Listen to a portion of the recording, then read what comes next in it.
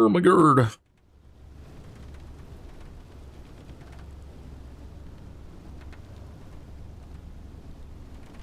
Oh my god. Chip chip cheerio. What?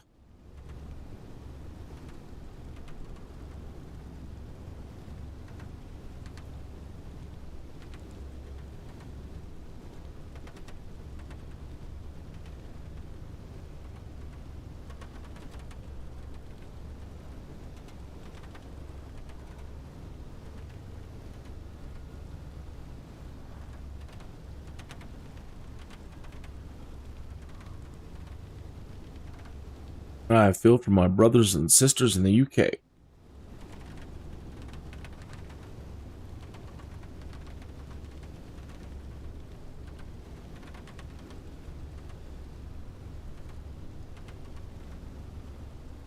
Give up, never surrender.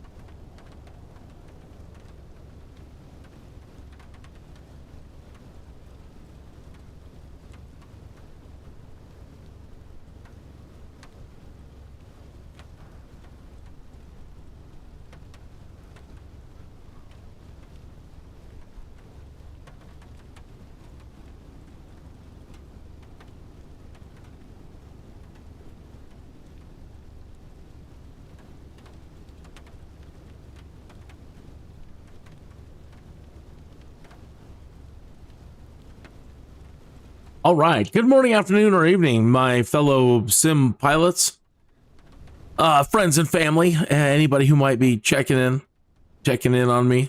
How are ya? Man, everything's delayed in Colorado today. Yesterday too. Even this live stream is delayed due to the snow today. So yeah, but I love the snow. I love it, but I've seen it. I've seen a snowdrift cover the entire side of a 2-story home and had to dig our way out. Dig out the front door, build a snow tunnel. So I've seen it. Anyway, I'm starting out in the Cessna, and the first thing you might be thinking is, that is not the plane you want to be in. That is not the plane you want to be in, sir, or madam, when it is like this outside. And you would be right. You would absolutely be right. So, but herein is the situation that it is actually a good plane in a simulator to try a plane without anti-icing technology. Okay, so inside the Cessna here, and let me double check that this should be live weather. Everything should be live, but that is the way it looks outside. Although it was just reported to me that downtown the sun is broken out, and that's just typical of Colorado's what's the right word? I don't want to say like schizophrenic.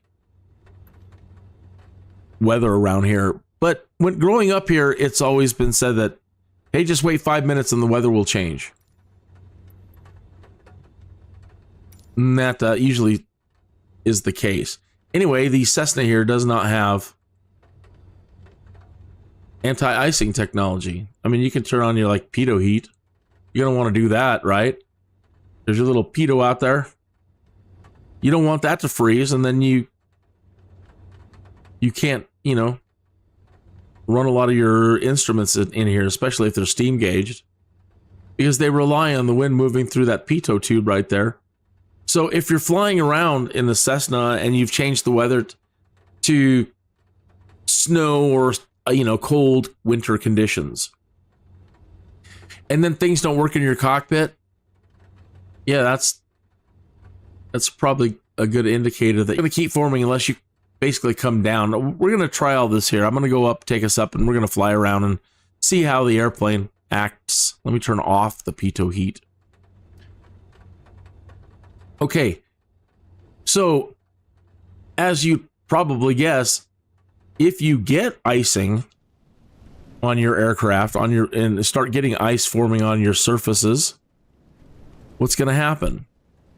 Well, you're going to be weighted down. Your surfaces might not even work. They might freeze, where you can't move your flaps or anything. Okay, but mostly it's the weight. And that'll drive you out of the air.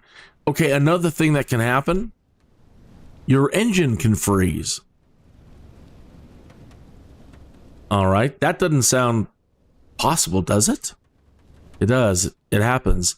The air moving into the engine is so cold that you lose power. All right.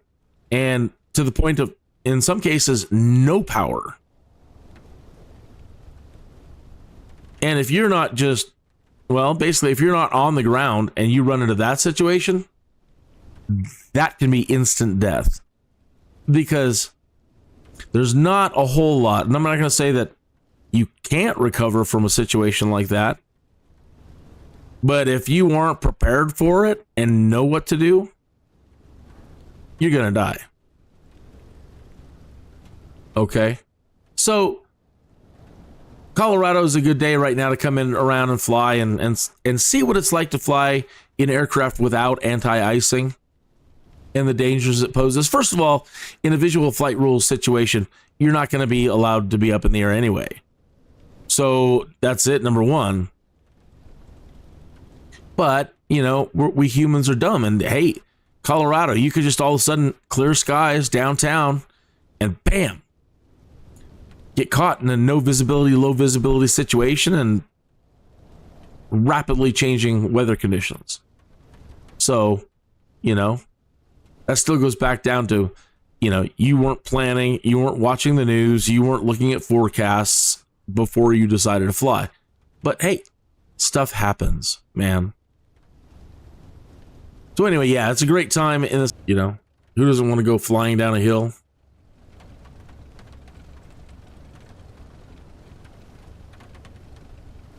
All right, so let's take the Cessna up and see what the, first of all, let's go to ATIS.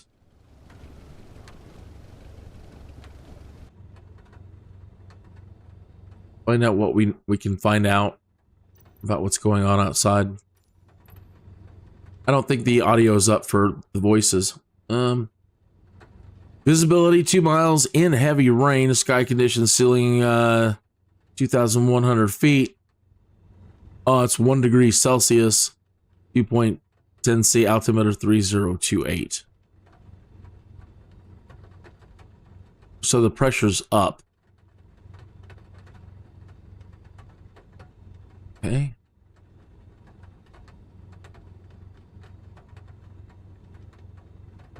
That's a big jump. Oh. I was going the wrong way. My apologies.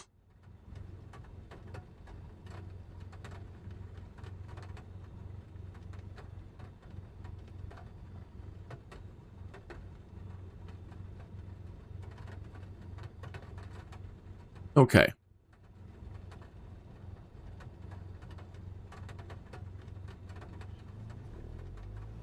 So 1 degree is down here on the ground. Oh, pardon me. I should probably up. Not try to, not try to crash this thing. My joystick doesn't seem calibrated properly at the moment. Something seems off. Let me restart and see if I can fix it, or I might have to recalibrate.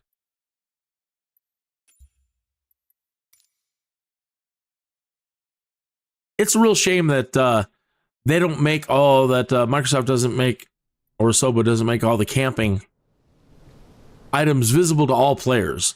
Even if you have it or not, you should be able. Shouldn't say dog slow. Dogs are fast. It's just cow slow.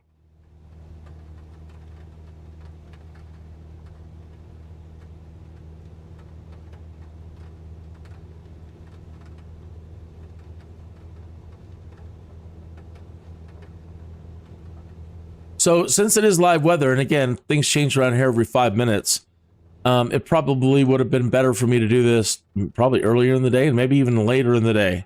Because again, now the air is potentially warming up and we might not get icing, but we probably will.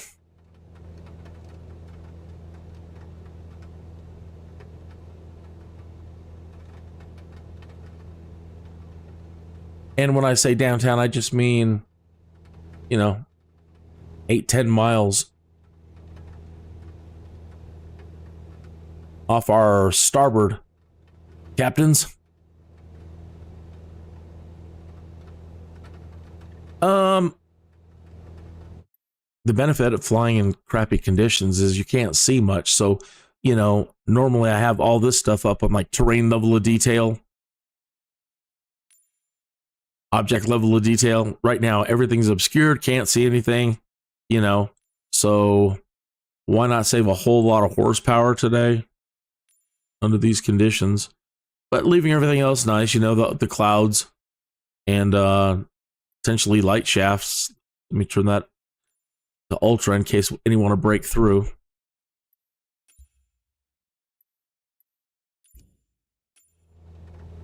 Okay. And I'm not certain if, I don't believe that's AI traffic. It could be, but I believe this is all multiplayer. This is all real sim pilots out there.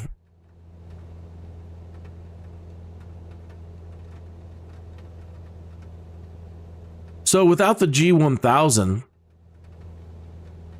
I really don't have a way to determine a whole lot about what the weather might be like. Again, we're waiting for possible gauges to malfunction if the pitot tube freezes. Keeping an eye on, once we get up here and kind of stable, keeping an eye on our RPM and our engine horsepower. Of course, keeping an eye on the windows to make sure that we're not icing. And if the windows are icing, chances are the whole, the whole aircraft is. So we'll monitor some things here. And I definitely want to get some elevation because I mentioned the possibility of your engine freezing. Okay. Now, again, I don't know if it will be cold enough to do that, but we'll keep going up and we'll see what happens. And flying around and just see what happens. And as the weather stays cold around here for the next couple of days, we'll keep flying around a little bit. But the only thing that might be able to save you in a case where your engine freezes is doing a nosedive. Right? Making sure that you're leaned properly for the maximum burn, but you have to do a nosedive. And usually in a nosedive, let me get a couple thousand feet underneath us. And I'll show you what happens when you nosedive. I mean, you probably already know. But in a nosedive, you can cause your propeller to spin super fast. And that in turn is spinning all your cylinders and making your engine move real fast. And it generates a bunch of heat temporarily and can unfreeze your engine just long enough for you to get down to the ground safely. But, you know, all conditions considered, icing, da-da-da-da-da-da-da-da. But it really seems to be one of your best chances. Now, I don't know if there are training material out there. I haven't specifically looked for winter emergency training and if that is a thing or not. All I know is that's what saves my bacon. When I was more of a noob back in the day, I'm still a noob in so many ways. I've learned a lot. I come in here and I practice as much as I can, and I have been for the last few years.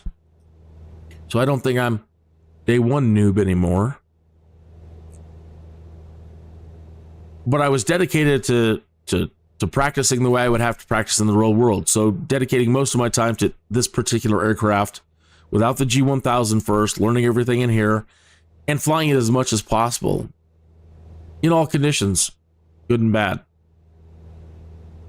And so my first winter in the simulator, doing just this, flying around, seeing if I could learn instrument flying and, you know, how bad is it? And all of a sudden icing, and for the first time ever, noticing that my engine had froze. And in the falling process of just falling out of the sky and trying to do a controlled fall, it spun up my engine really fast and got the engine working again. And so I just kept doing that repeatedly. I would climb as high as I could until it froze again, and then do a nosedive and warm up the engine and see if I could get it unfroze before I crashed. And then climb again, have it freeze, fall out of the sky, do it again.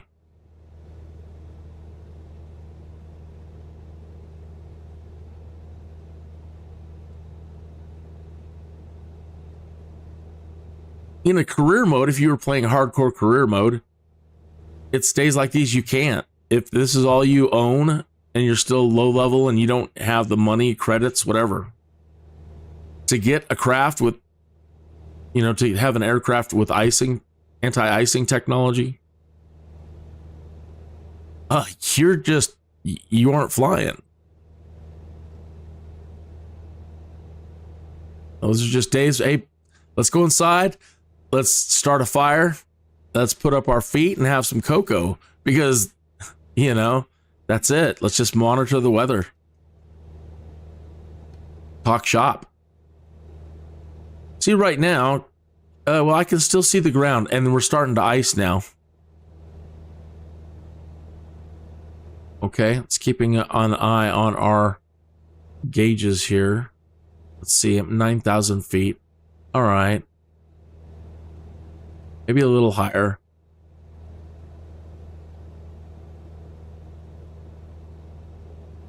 Oops, sorry, flaps weren't up. Ghost Protocol in a Strike Eagle is flying through the storm up ahead, making sure that we're all safe, doing his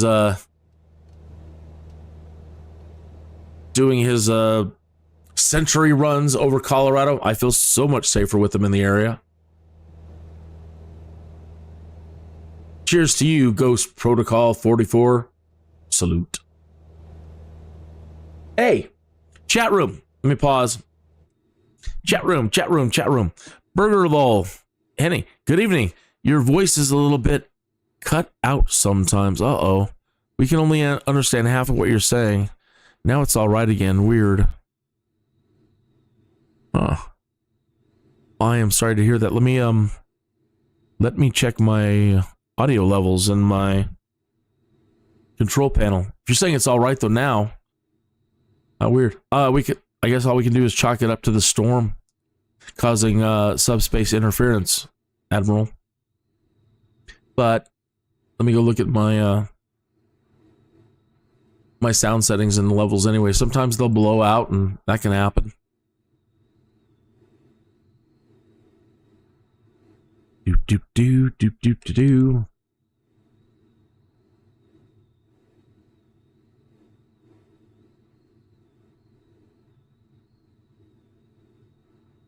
I keep.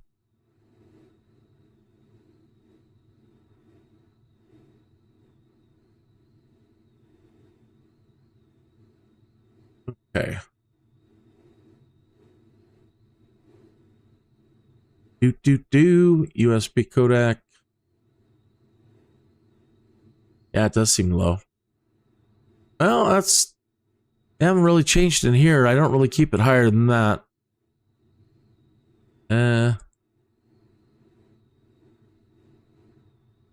Dun, dun, dun. That one's way up.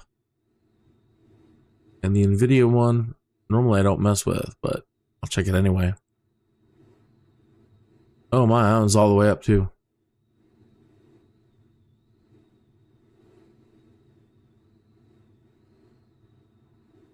Now it's all right again. Oh, okay. Well, hopefully it's good. Now let me check it in OBS. The levels look all right. It could be one of I screwed up a setting somewhere, and it could be compressing or cutting it. The Eagle and F-22 are probably there to intercept me. Oh, nah, maybe. Let me get my F-35 and then, uh-oh. Oh yeah, there's the F-22 right there. Mini Medic 124. Okay, so you see we're starting to ice up now. Oh, it's getting bad. It's getting bad. Okay, the next thing I want to keep an eye on again is instruments failing, like our airspeed.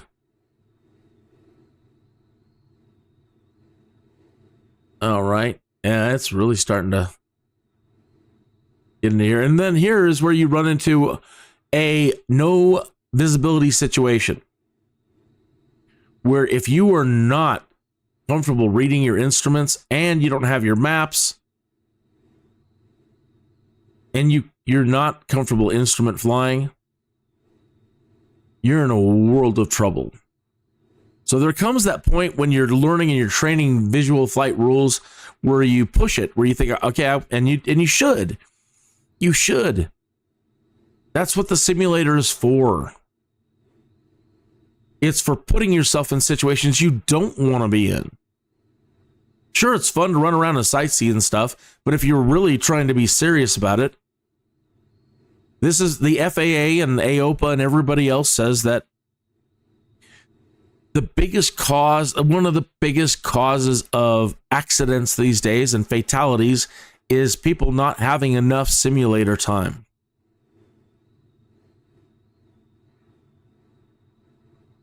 So to me, that's the ultimate reason to have the simulator, is to find out the limits, your own limits and your aircraft limits. All right, let me unpause this thing.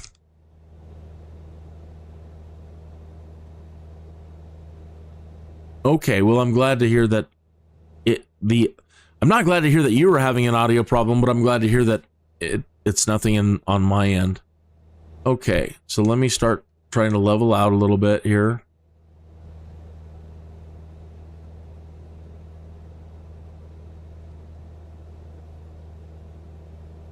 Try to trim the aircraft best I can. No. Okay, definitely feels like we got some wind pushing from the east. So let me add a little trim this way.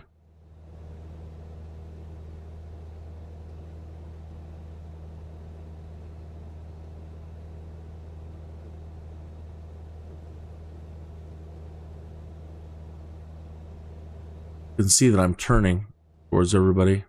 There we go. Get a little more trim control. Not to be so much. Go, come on.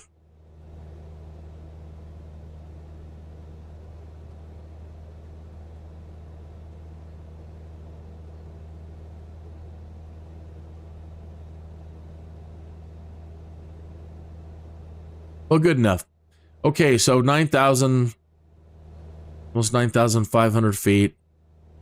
Put the nose down a tiny bit more. Okay, airspeed. Going pretty slow. 70 knots. Flaps are up. So we're definitely not moving. We are building up ice. Our RPMs, we are leaned properly. Full throttle.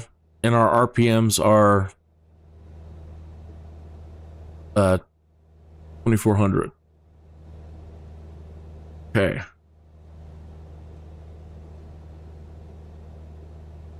Okay. Nose is starting to fall. We're getting heavier. She'll probably nose back up in a minute, but the nose took a dip there.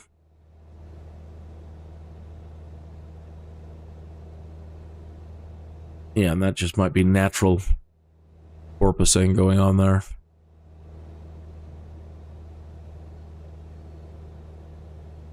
Okay. Still holding 70 knots. There's the nose going down again.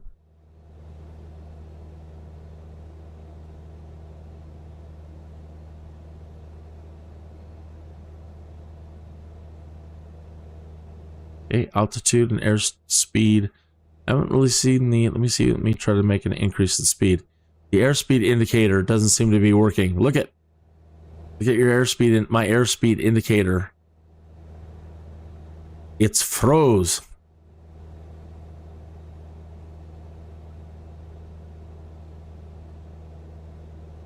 Says I'm going 70 knots. I'm plunging towards the ground. I'm climbing straight up.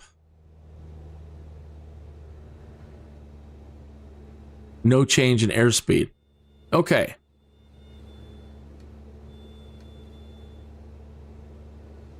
Exactly. That's right. That is exactly right. Heading. I opened the live stream saying we're going to put ourselves in emergency conditions, and that's exactly what we're doing. And I talked about the pitot heat right when we got in, and I said I was going to leave it off first. But you're absolutely right. You have to turn on your pitot heat, and let's see what happens when we do that. We'll see how long it takes to see if we can get the kick back in here. So what it's doing is it's warming up. Can't see it out there, but our pitot tube out there. Okay. So just keep going and let that turn on and warm up and start causing our speed to change. See if we can get that needle to start moving again.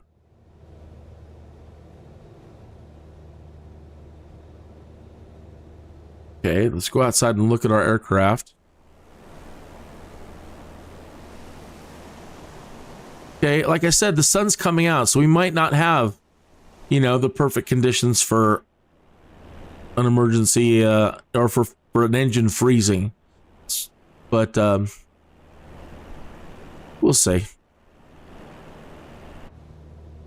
Okay, so our airspeed indicator has unfroze.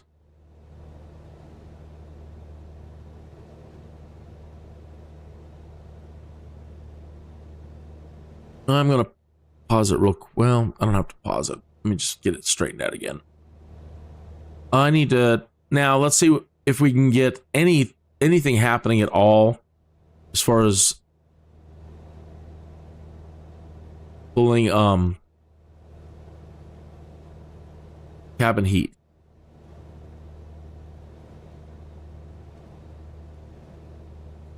Cabin air. We don't really want the cabin air. We want cabin heat. And I don't... What's happening? Okay. Our RPMs are going down.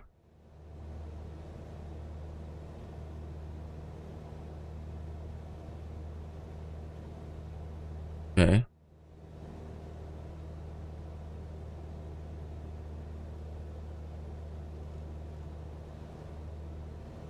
And there's really nothing else at our disposal at the moment that might help.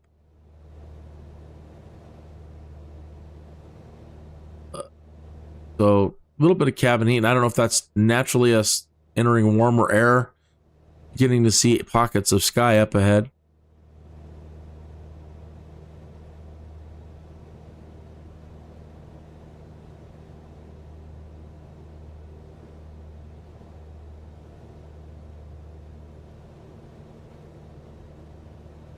I was looking for the carb heat. I thought it had carb heat. There's cabin heat, but where is carb heat in the Cessna 172? And does it have it? I don't see it.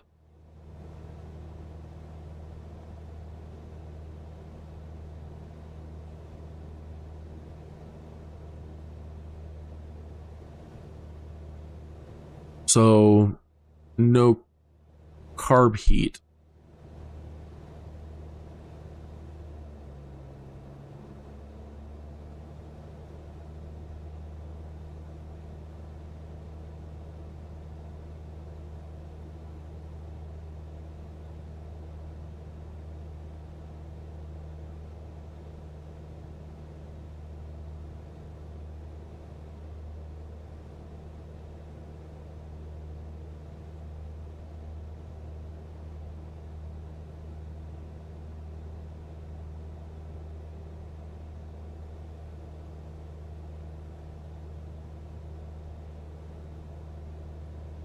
Try climbing higher. Right? Am I missing it, or is just the Cessna 172 doesn't have it? It's been a while, but I don't believe it does.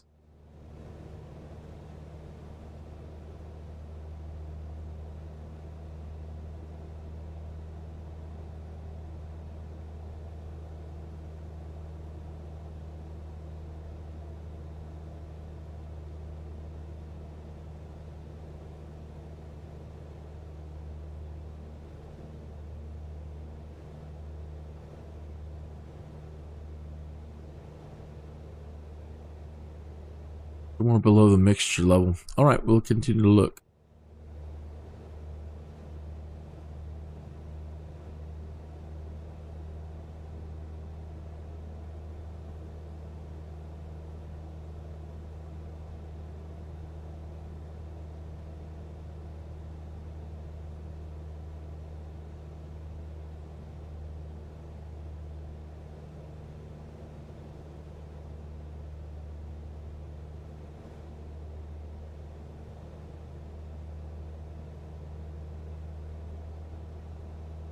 Mm-mm.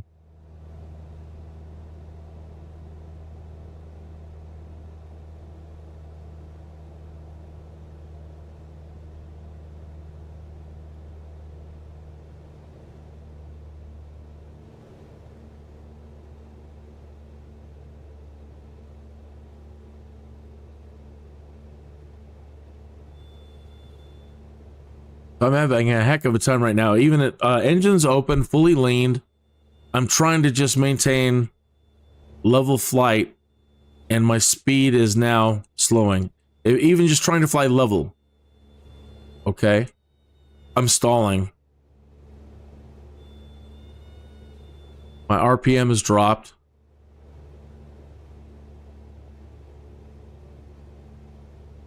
And I can't maintain level flight.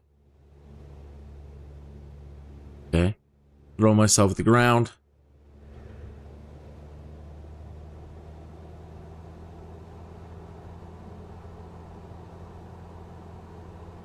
Really high enough to get rate burn on the engine.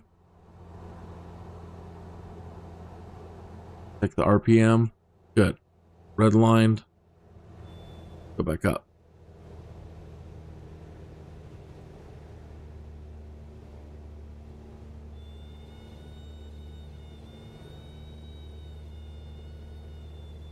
So I'm thinking now we have just too much ice overall, possibly. Because as you see, I have to maintain a constant nose down attitude to be able to not stall. So no matter what, you're coming down. You have no choice. I have no choice. Okay, I do got good burn on the engine. Throttle is all the way open.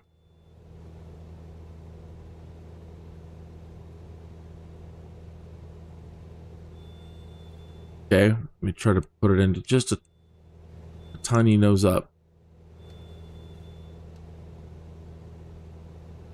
I can kind of hold it a little bit there. Oh, Come on, don't climb too high.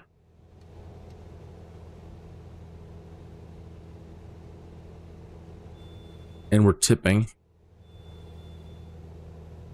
It's hard to keep the ball centered. So slipping.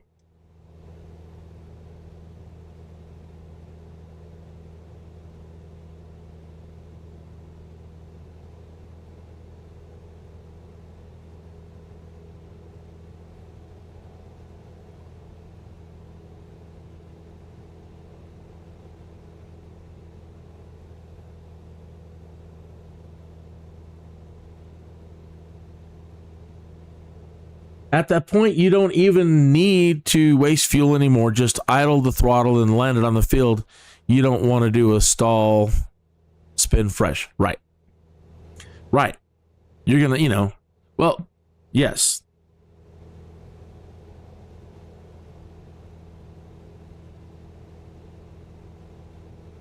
If you have inhospitable ground conditions, then what do? It's one of those. Let's say I can't. There's no place to land. I can't put it down. Now, I mean, there are places around here, but let's say now the icing continues and now I can't see a thing. I can't tell if I can put it down. You are either way, that's what the simulator is all about.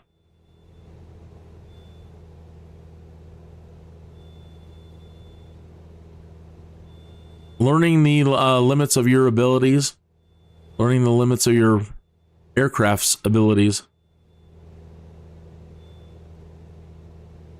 So yeah, pray to God and try to get down to the ground. Fortunately, now with snow covering the ground, you can't tell if there are ground obstructions. Rocks, boulders, trenches. I mean, it all becomes just a white blanket.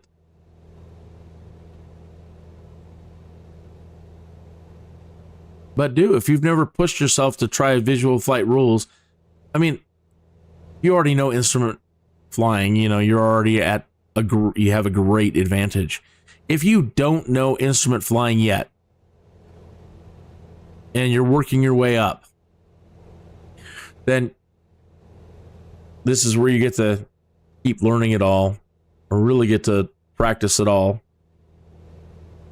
And I think it will, flying this kind of stuff, one with anti-ice and one not understanding your instruments, will quickly inspire you to start becoming instrument rated. If you think it's too hard, it's not. Just think about how fast your heart is beating and how many times how many times you have or will die flying, doing stuff like this without knowing how to do instrument flying. It is a situation like this that caused my father to quit flying.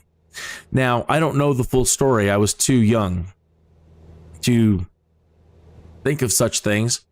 But I don't know if one became they yanked his license, or as the story is told, that it shook him up so bad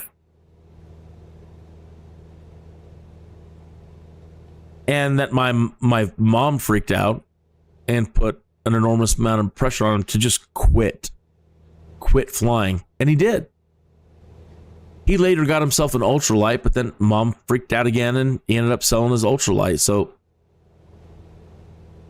But he flew for a number of years, back and forth between states doing jobs. And we flew with him all over the place. But coming back from Wyoming, back here, this is home here, he didn't plan. He didn't plan right. You get cocky, you get overconfident. He didn't plan right for the weather, and he got himself into a no visibility, low visibility situation and wasn't instrument rated and didn't fully understand how to do it all. And he had to be talked down by air traffic control. So a combination of them yelling at you, possibly the fines that were involved in that, possibly losing your license, the shock factor, the scare factor, the demoralization factor. And so, yeah, quit. And it's almost that kind of thing that drove me on at a certain point, learning how to fly in the simulator, that I didn't want to. When I started flying and having all these problems, pushing myself as far as I could, just doing visual flight in any condition, I've experienced a slight example of what that terror must really feel like. And my heart has been sitting here beating out of my chest sometimes doing this.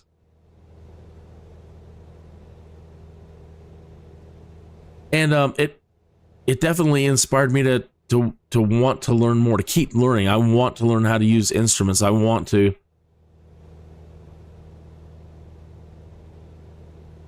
keep going. So I think it's a little warm right now. I don't think we're going to get, if I continue to try to keep flying, but I think the weather's broken for the afternoon, and again, getting reports of the sun is now out overhead, so it's warming things up. But we have I could change it and make it worse conditions.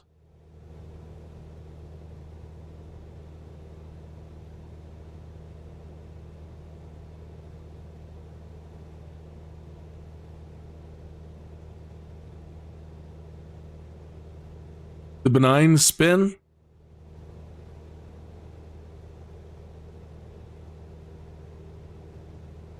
Yeah, you're gonna have to. I don't know what that is. I'd have to go look it up and find out what that is. I should spend this evening just watching any videos to do with flying in winter emergencies and become acquainted again with anything to do with cold weather, winter, snow, storm emergencies.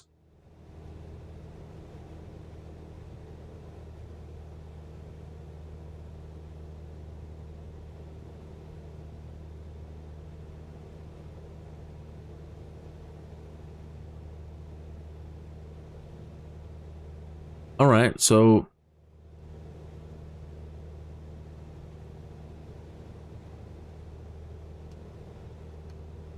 thousand feet. Let me try to get the nose back up again.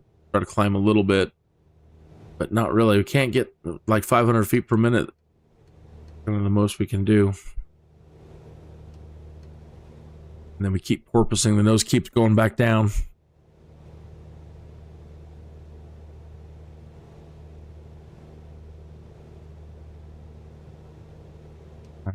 Come on. Stay up. Stay up. Up, up, up. Up. Come on, beastie. Up. Yeah, mule. Yeah.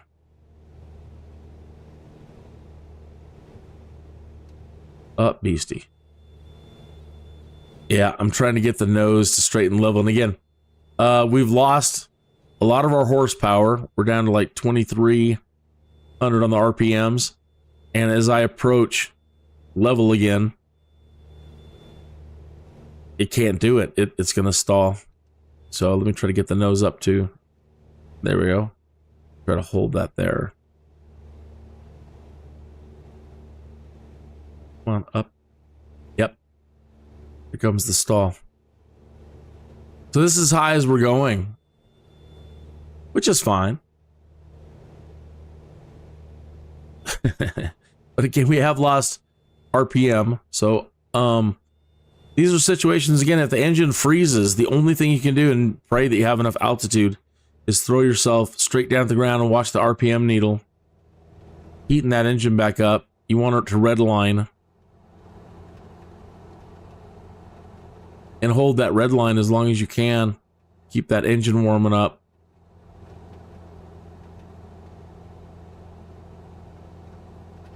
but we didn't have a whole lot of area to dive there.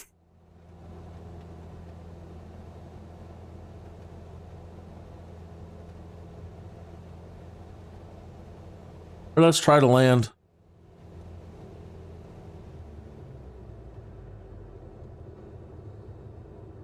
There looks like a road over there and a road there. That would be your best choice. Let me head for the road.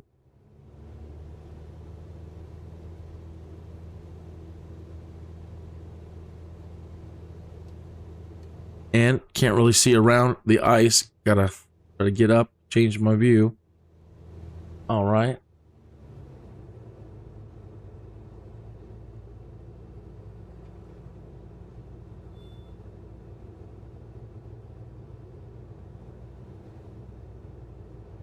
Don't know that I need flaps.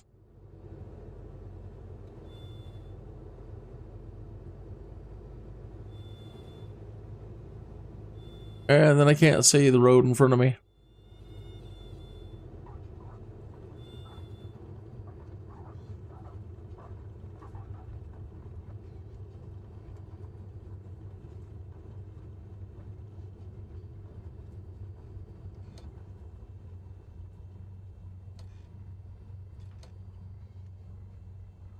All right. So down safely, and again, we didn't experience the worst of it.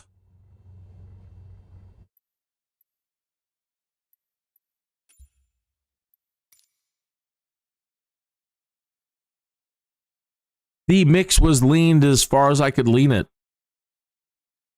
That was already done.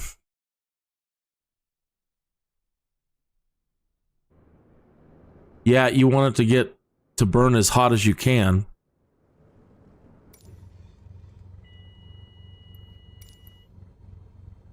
Speaking of leaning, and you don't know how to old school do your leaning, okay, this is a great way to do it. Make sure your brakes are on. Put the throttle all the way in. Get the engine going all the way. Much as you can get. Turn that pitot heat back on. All right. And you start as your, let's say we started out in full. Okay, so you see now we've lost power at full mix because we're at high altitudes here. Okay, so when you're learning, it's always start out. They always have you start out with full mixture, but you'll quickly see here that at high altitudes, full mix isn't the right way to go. You've got to pull it back. Okay, so as I'm pulling it back, keep an eye on the RPM needle.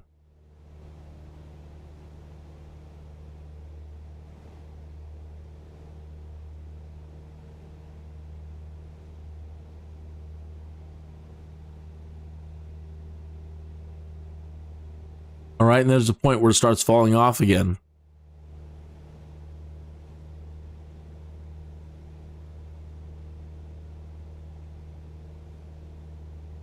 So you want to find that spot where it's, in a case like this, where it's burning the hottest. Normally, under normal conditions, if you're just trying to lean it, find out where it's the hottest, the engine's burning the hottest, and then you pull it back a little bit. Because, you know, under normal circumstances and not cold weather, you want it to burn lean, but you don't need it to be burning ultra hot. So pull it back to the point where it starts dropping off, but not too much. Usually a notch or two. You know, like right in there. Somewhere in here. You know you've gone too far when it takes a sharp drop.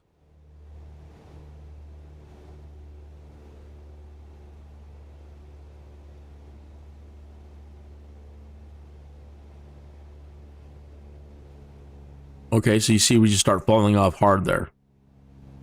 Don't want to be there. You want to be in here. Or whatever you're comfortable with in here.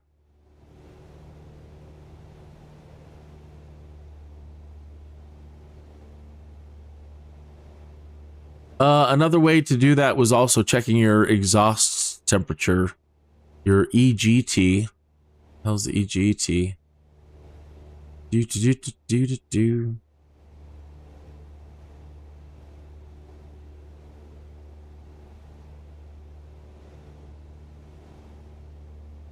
There's EGT.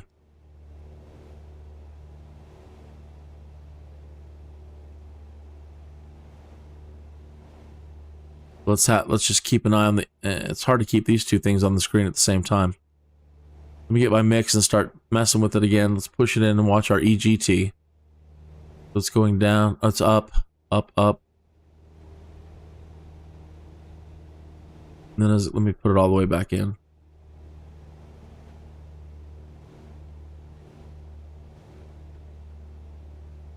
Okay, so you see the EGT needles coming back down at full mix.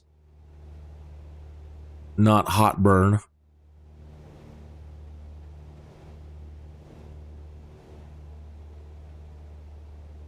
At full mix, you're actually kind of cooling the engine. All right, let me start pulling it back again.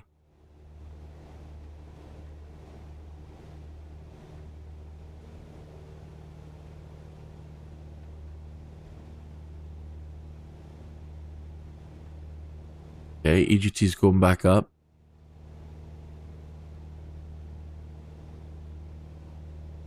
That's your exhaust gas temperature.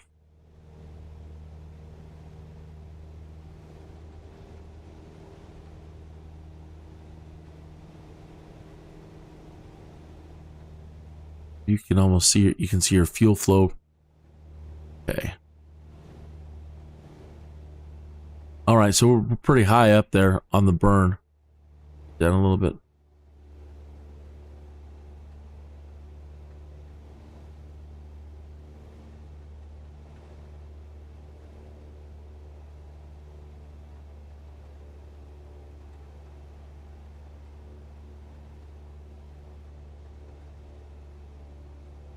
So again, that's kind of, I guess, it's a little slow. It's not as high as it could be. I think using your RPMs is a much better gauge. Because I don't know that I want to be there. I think I'd rather be there.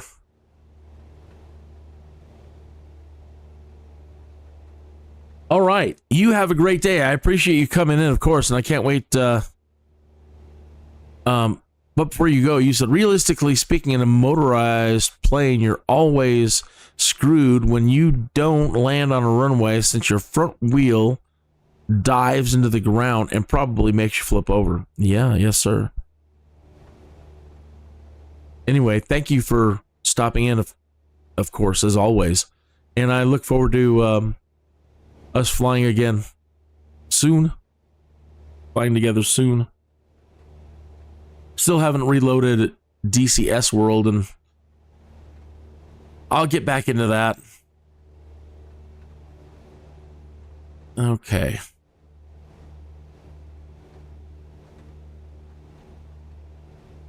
It looks kind of like the clouds closed up again.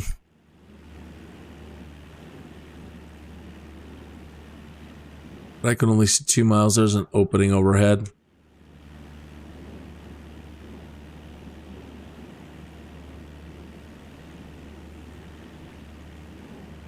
I don't see. Let me look again, though.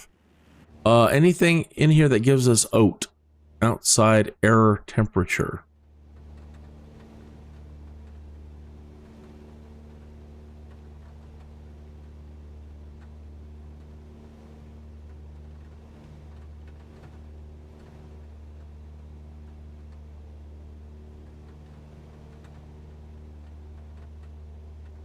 Let's find out what it is using ATIS.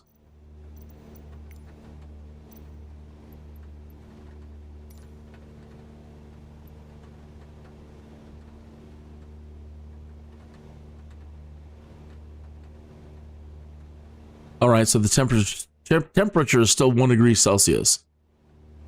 And the altimeter hasn't changed. The air temperature is up by the wings.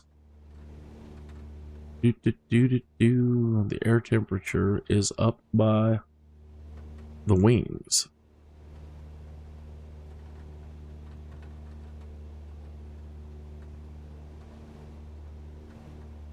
says Rent a Cow. Hello. How are you today? I don't know where you're looking.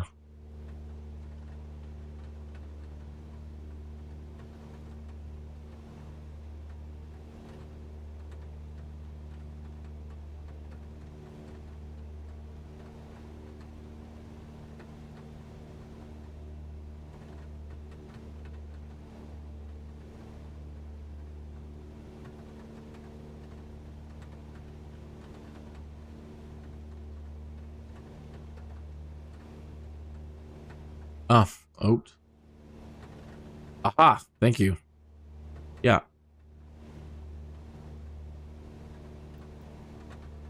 Right? 33 degrees Fahrenheit. 0 degrees Celsius. Thank you.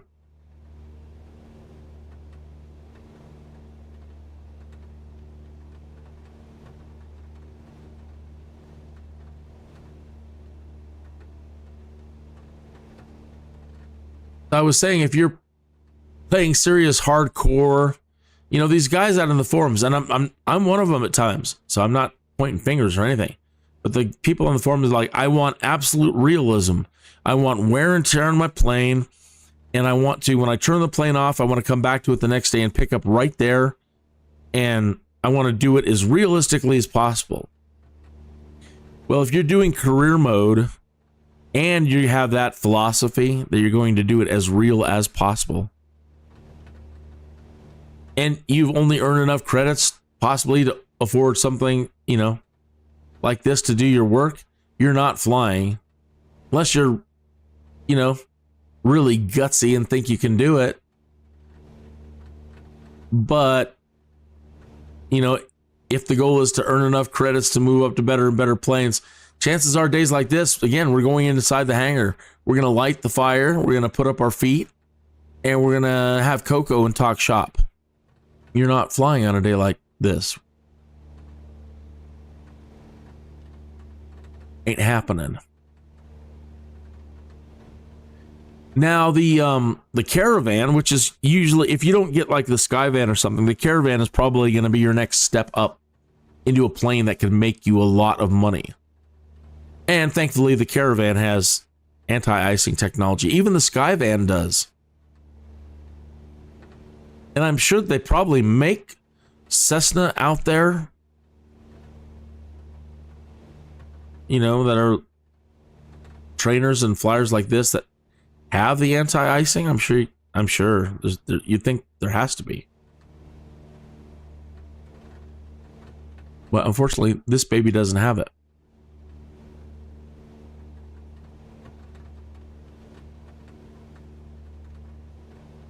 Rensicow, I also could not determine, or have not seen it, or I'm missing it somewhere. Carb heat. I don't believe that the Cessna 172 has a carb heat. Closest thing we have down here is like a cabin heat to bleed off some of the engine heat into the cabin.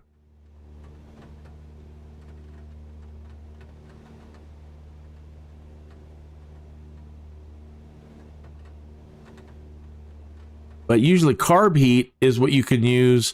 Like pitot heat will keep your tube warm and keep the airflow moving through it properly and not freeze. The carb heat can redirect the exhaust right from the engine back onto the engine.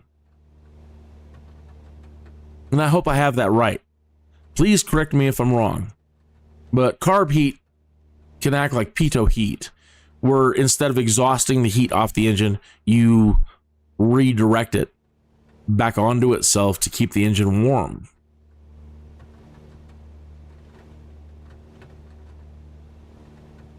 It's fuel injected. Right, this is fuel injected, so it has no carb. Thank you very much.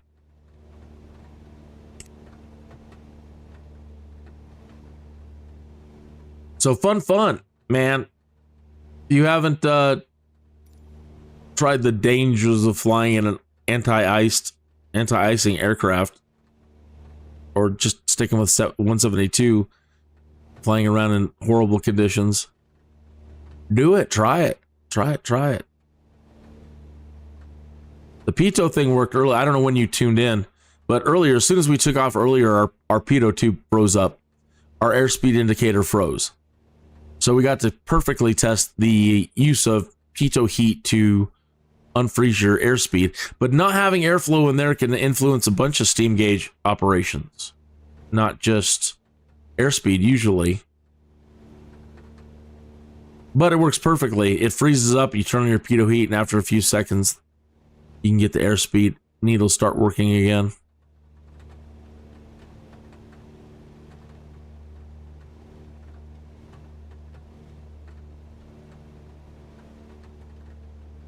Renegade in the chat room says carb heat closes the filtered air intake and draws from inside the engine, cowling instead, unfiltered. Closes the filtered air intake and draws from inside the engine, cowling instead. So again, it's not drawing outside air in, it's drawing air in from around the engine compartment itself. Heated air. Am I getting that mental picture right? So when you close those filters, it's closing off outside airflow into the engine or retarding it. And it's drawing its air from, like you said, the cowling.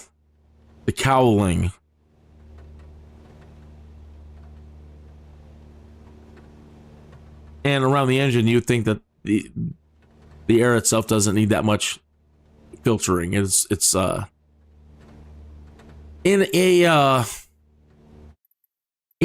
a Caravan, you have your inertial separator.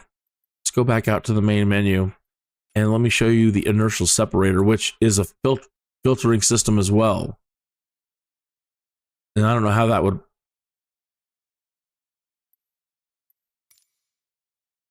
work as far as heat in your engine. Grand Caravan.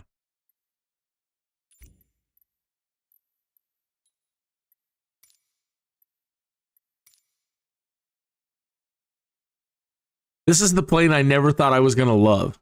When I first got into Microsoft Flight Simulator in 2020, and I was just practicing daily on the Cessna, and I was looking through the planes that I wanted to fly that looked like they'd be fun to fly, or I always dismissed the Caravan. I'm like, I don't want to fly a box. I wasn't doing career mode stuff, so I looked at it and I'm like, I don't know. Not really interested in it. And then doing career mode stuff, just came to love it. This is one of my absolute favorite planes now. Okay, so this thing has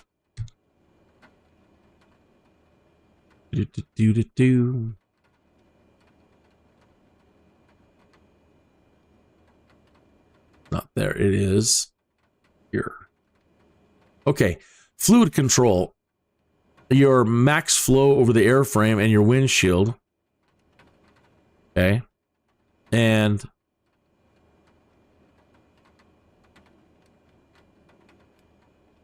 airframe de-icing and our wing lights. Stall heat, that's inoperative. Pitot heat on.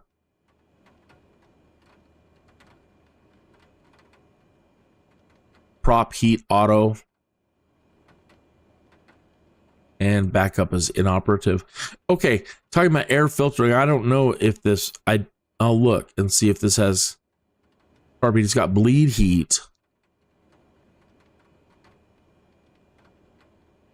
Inoperative. Cabin air, cabin full push, defrost full cabin, that's inop. Okay, but it also has, again, the separator. We're talking about the carb heat and filtering air. In an aircraft like this, it's drawing in massive amounts of air.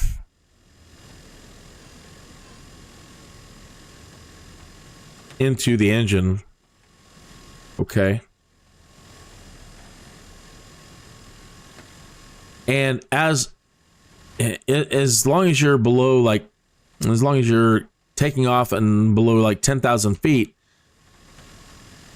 Could be lower than that. I'd have to look at charts or whatever. But the potential for you taking off and at low levels to draw in heavy particles, rocks, whatever, anything, you can accidentally draw that stuff into your engine. So the inertial separator is a filter system as well. So you pull that thing on, and that diverts it adds a little baffle in the airflow process, which can block or divert out heavy particles and keep them away from your engine. And then once you reach, a clearer, cleaner air, you turn off your separator. That sounds like something out of Star Trek. Spock, turn on the inertial separator. Aye, Captain. It's just not engine air filter, it's inertial separator.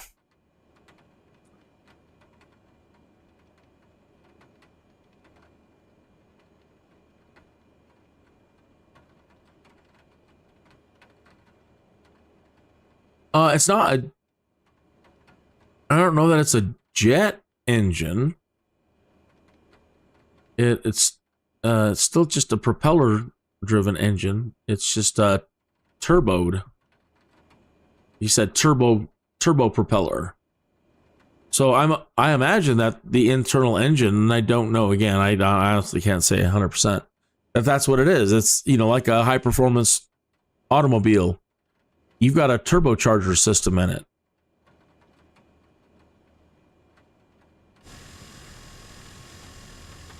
And here's your exhaust on it on this side.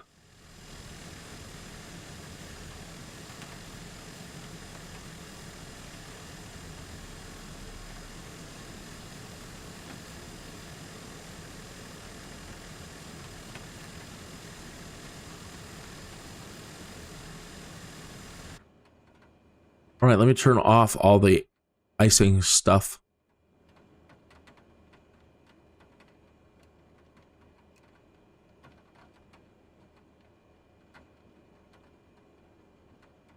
Turn off the pitot heat.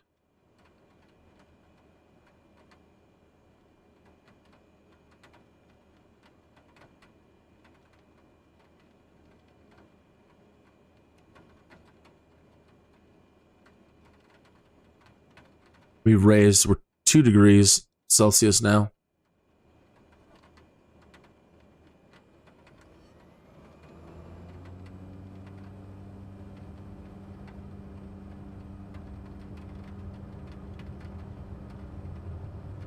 I'm so happy it's the snow's starting to taper off. It's been snowing all morning. So overnight we got another 3 inches, so about 6 inches total now. And it's been snowing on and off. Probably have accumulated another inch or 2 this afternoon, but it's stopping now. But we are expected to get more over the next couple of days, and I love it. I love the snow, and we need the moisture, for aquifers and for everything else.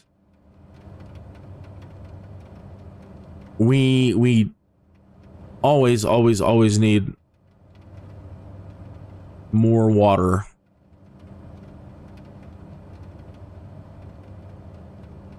Oh, did I forget to turn on the separator?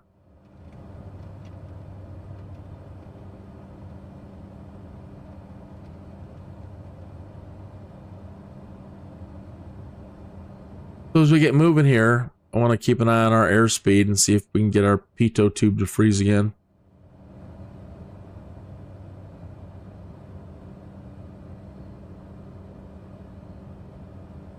You're saying it's a jet turbine that drives the propeller. Well, I'll be darned.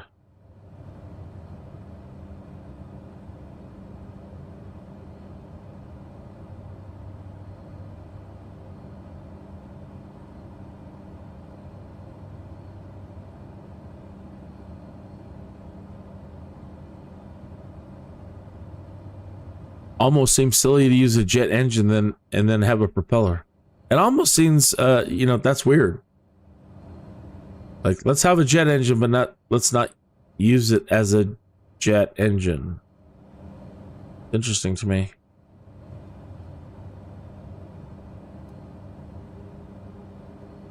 Or flaps up.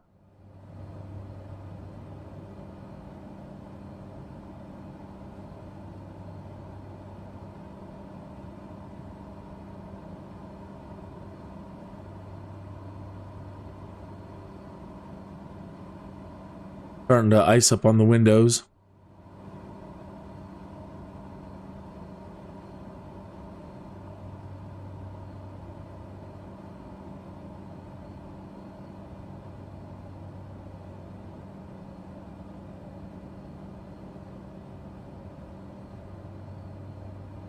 -8 degrees.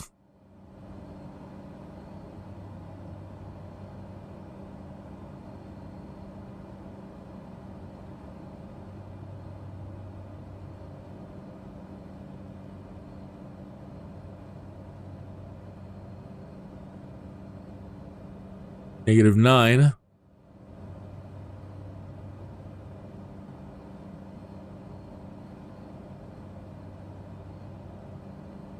Rennecow says the large exhaust is providing a good percentage of the thrust, something like 10 to 20%.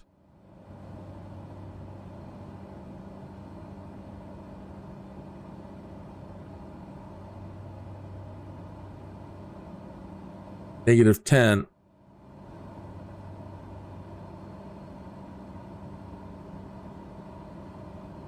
Surprised the pitot tube hasn't frozen yet.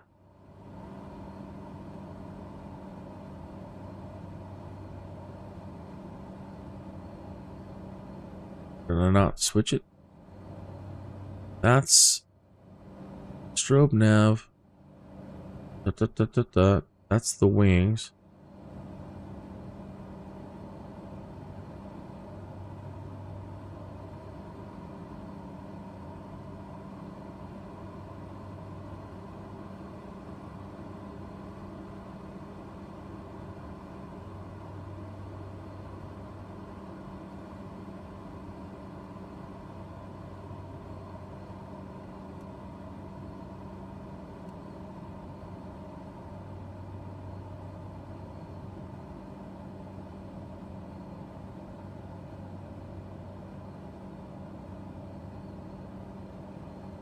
Okay, getting good icing on the windows.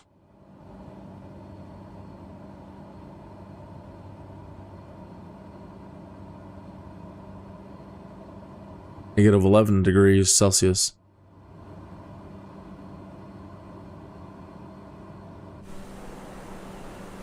Don't see any on the fuselage yet.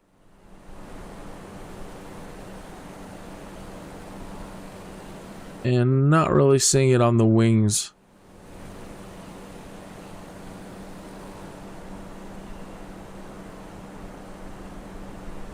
On a white plane, it's definitely harder.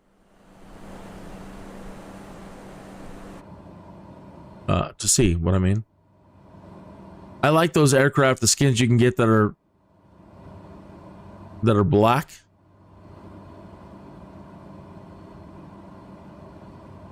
Very easy to tell then.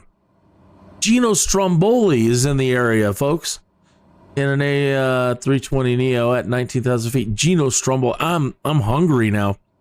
I haven't had a Stromboli for years.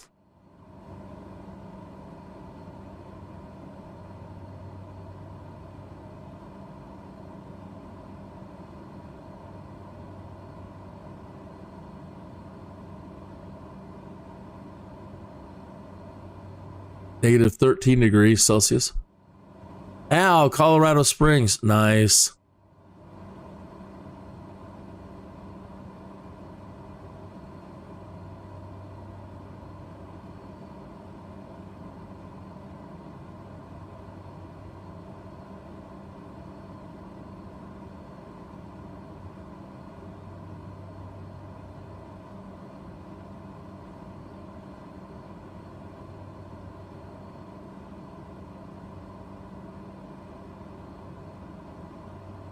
Yeah, I'm really surprised. We haven't had a pitot tube failure yet, nor a freeze.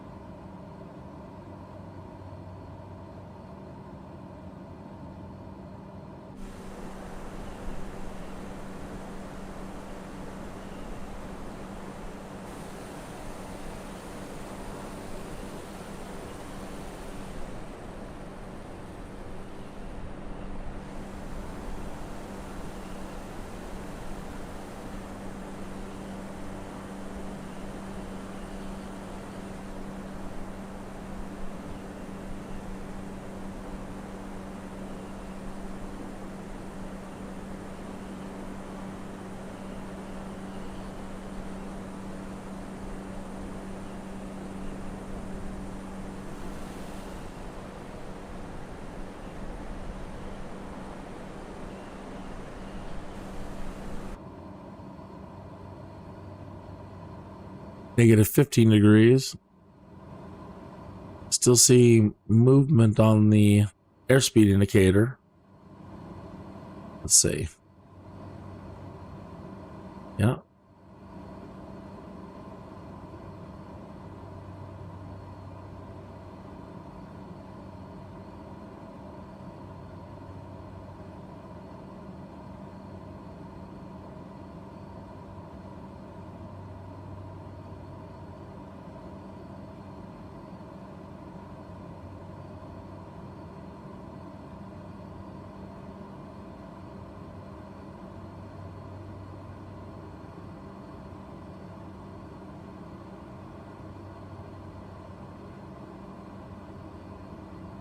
Gino Stromboli. Grab my coffee. Cheers. Here's to your health, well-being, and prosperity. Stay hydrated. Okay.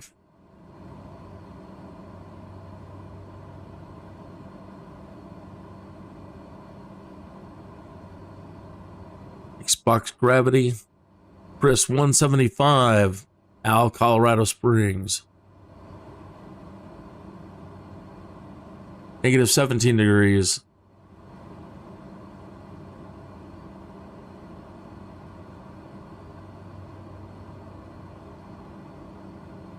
Drop the nose.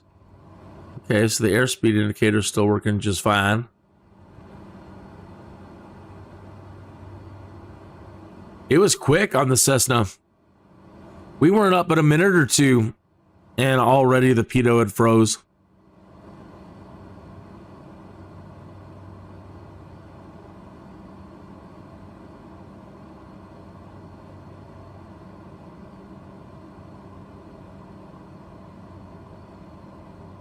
Need the separator.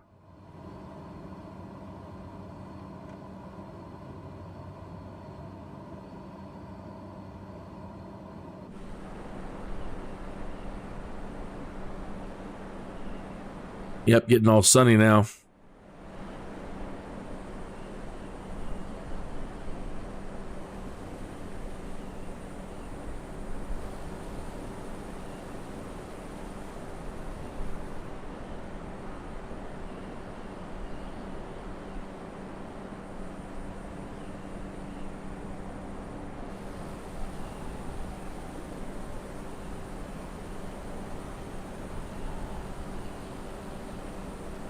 Anyway, I love Colorado in the winter. I love it.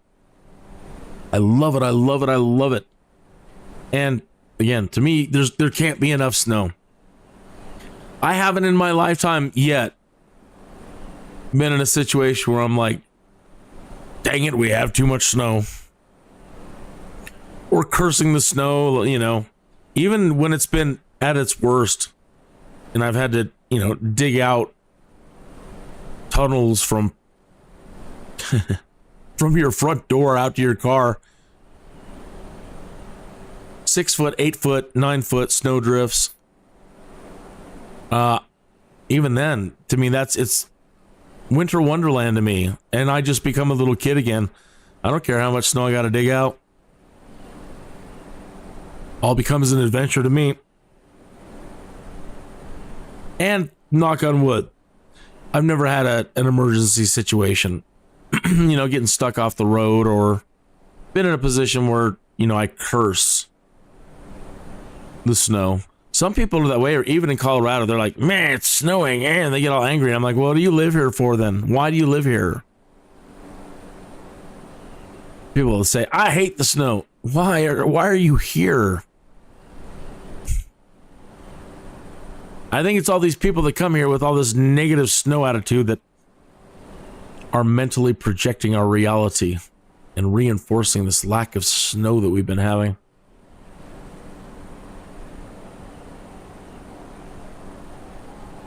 Yeah, scientifically plausible.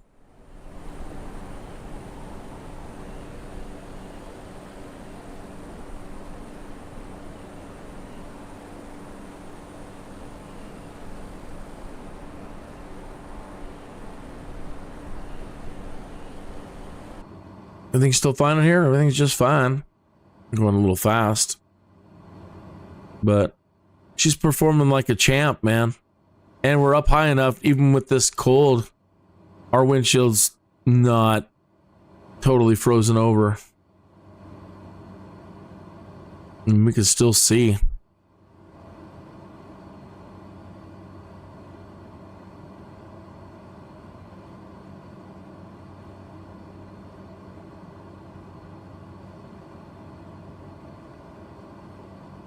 Okay, so if we head back east and drop, we'll be all right.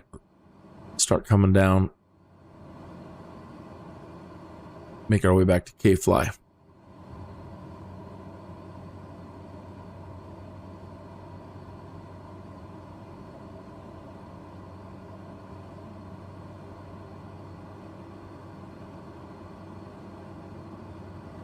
Oh, wait, before I do that, let me try to hold level flight.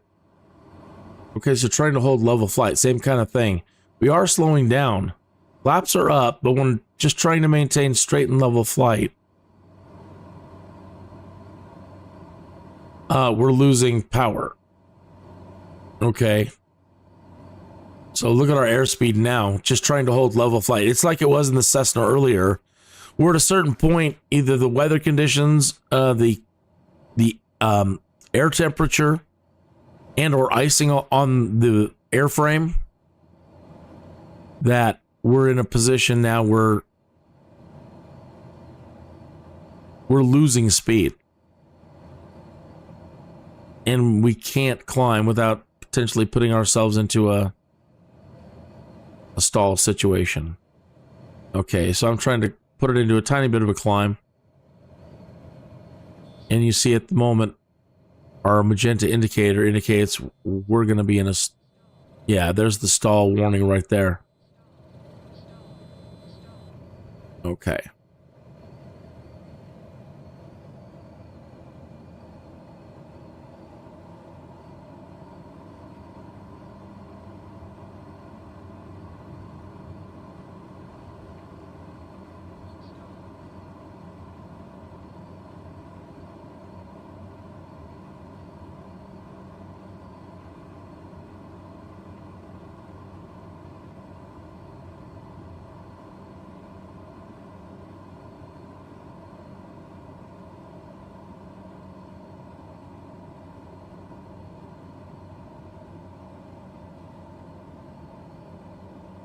All right, so let's turn on all of our stuff.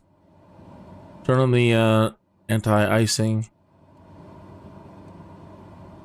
airframe de-ice, keto heat.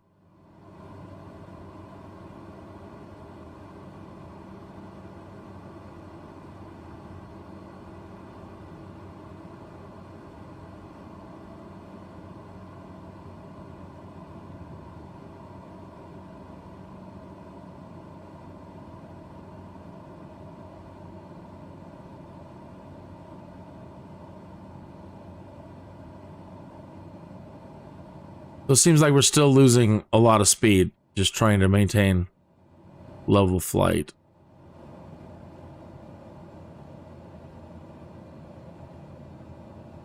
Yep.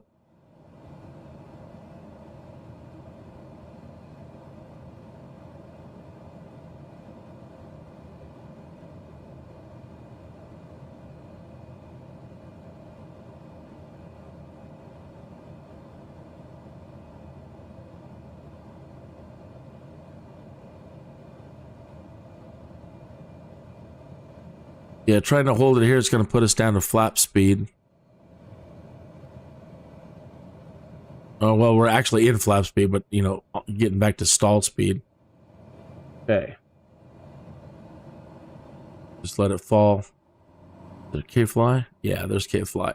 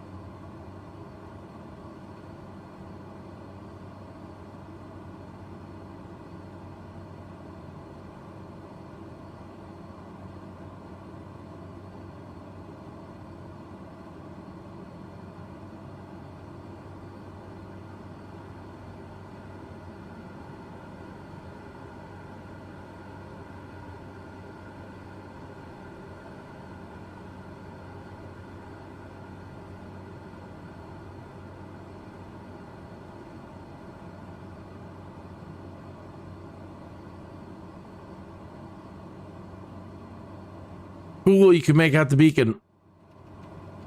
There we go. All right.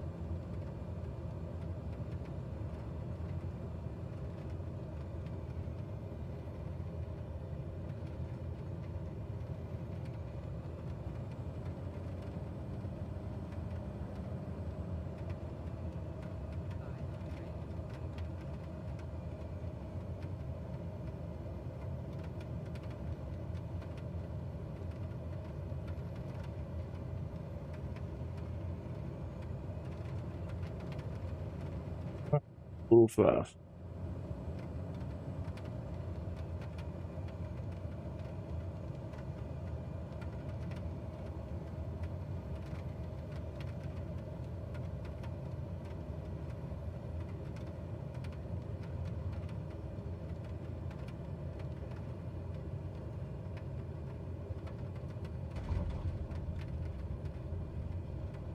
Do damn thing.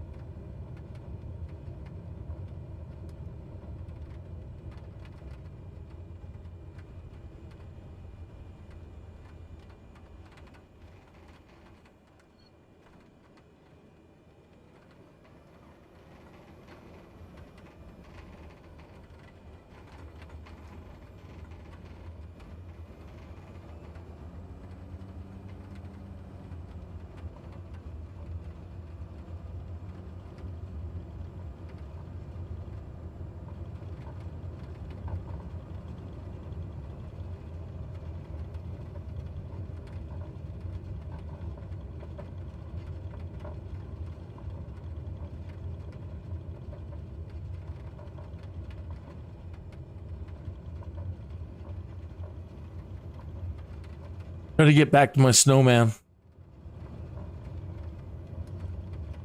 Oh. Oh, got back to him all right.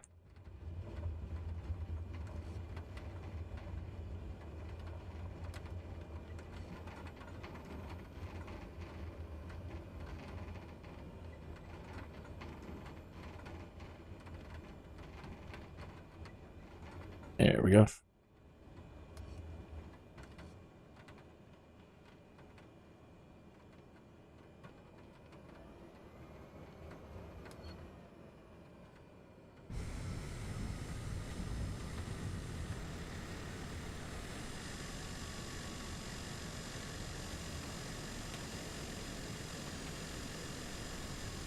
All right, so if you're looking for snow, Colorado's the place today. I mean, you know, you can always just change your weather, but you want to keep it real, man. If you want to keep it real, today's a great day to fly winter weather conditions in Colorado, in Colorado Springs. It's probably a little bit more severe north. The further north you go and the closer you are actually to the mountains. But absolutely loving the snow that we're getting here in Colorado Springs. Keep it coming. Lord, keep it coming.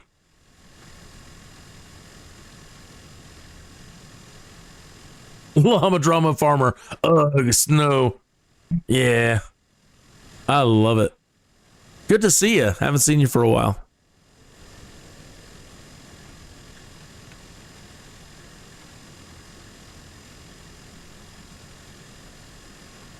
All right. Well, that's going to do it for me today. That's all I really wanted to do is fly for a little bit in the snow and go over a couple, just go over our anti-icing stuff and possibly some of the things that can happen to you. And things to look out for, like when your pitot tube freezes and your airspeed indicator isn't working and you start rapidly losing RPM in your engine and yada, yada, yada, yada, yada.